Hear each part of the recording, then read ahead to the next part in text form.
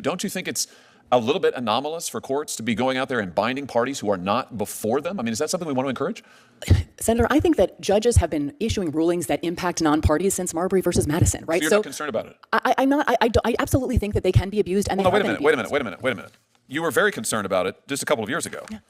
You said in response to a nationwide injunction on the Biden FDA's mifepristone rules, and I quote, "This injunction is a travesty for principles of democracy, notions of judicial impartiality, and the rule of law." I think I've been consistent today. That was issued by Judge Kaczmarek in a single judge division. They're a problem. Those are a problem. Personally? Wait, no. So your testimony is if it's issued by Judge Kaczmarek, it's bad? No, sir. It's personal? That is not my testimony. So is the problem with the injunction? You were criticizing the universal injunction issued by a judge in a single judge division. I've been very clear today that those are a problem. By a Republican judge in a Republican division, then it's bad. No, Senator. Otherwise, it's fine. No, Senator. I think that single judge divisions are a problem. What is the principal difference? I'm looking for a principle. I understand you hate the president. I understand you love all of these rulings against him. You and I both know that's not a principle. You're a lawyer. What's the principle that divides when issuing a nationwide injunction is okay when it's not? When the Biden administration was subject to nationwide injunctions, you said that they were travesties for the principle of democracy.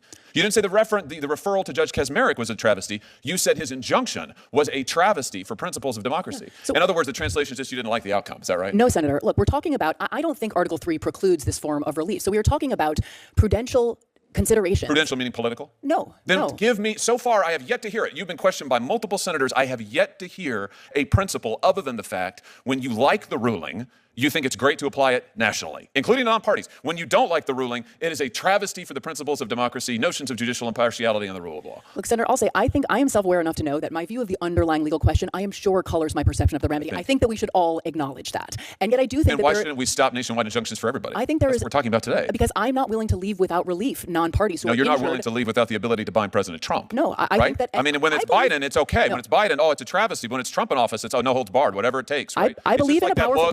What was it that President Biden's staff said? We've got to do undemocratic, unconstitutional things to save democracy. Why isn't this the same I believe in a powerful president. I do believe in presidential power, but power and constraint are not at fundamental odds. What is the principle? Power. What is the principle? The legal principle.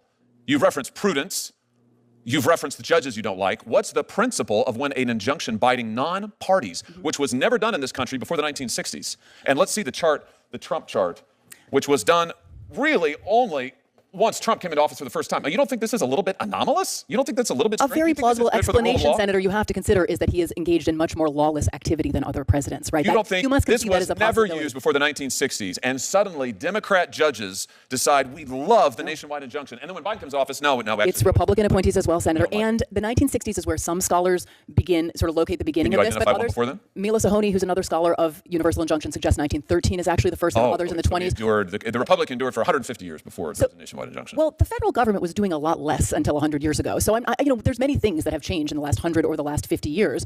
So long as it is a Democrat president in office, then we should have no nationwide injunctions. If it's a Republican president, then this is absolutely fine, warranted, and called for. How can our system of law survive on those principles, Professor? I think a system in which there are no meaningful constraints on the president is a very dangerous system of law. That's not what you thought when Joe Biden. That is not what you thought when Joe Biden was president. You said that is not what you said. You said it was a travesty for the principles of democracy, notions of judicial impartiality, and the rule of law. You also said the Supreme Court senator agreed with me on that. You also said when Joe Biden was president, you said the idea that anyone would foreign shop to get a judge who would issue a nationwide injunction was just politicians, just judges looking like politicians in robes. Again, it threatened the underlying legal system. People just trying to get the result they wanted. It was a travesty for the rule of law.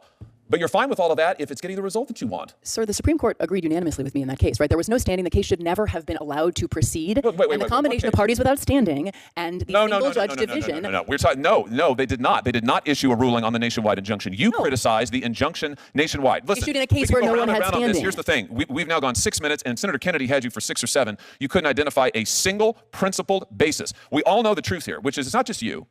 It's most of my colleagues over here on this side of the aisle, who I respect a great deal, and they were raising very principled objections to the nationwide injunction just 6 months ago, maybe 9 now.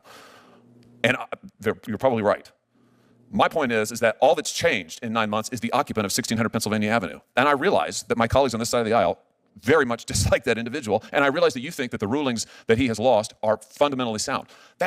We might grant all that. I disagree with all of that, but we can put that to one side. The question we're talking about here is, should judges, single judges, district court judges, be able to bind non-parties who are not in front of them? And you used to say no, now you say yes. Let's be consistent. I would just suggest to you our system of government cannot survive if it's going to be politics all the way down. Thank you, Mr. Chairman. Can I briefly respond? Sure. I mean, you invoked democracy a couple of times there, Senator. Judges are part of our system of democracy. Democracy is not as simple as majority rule.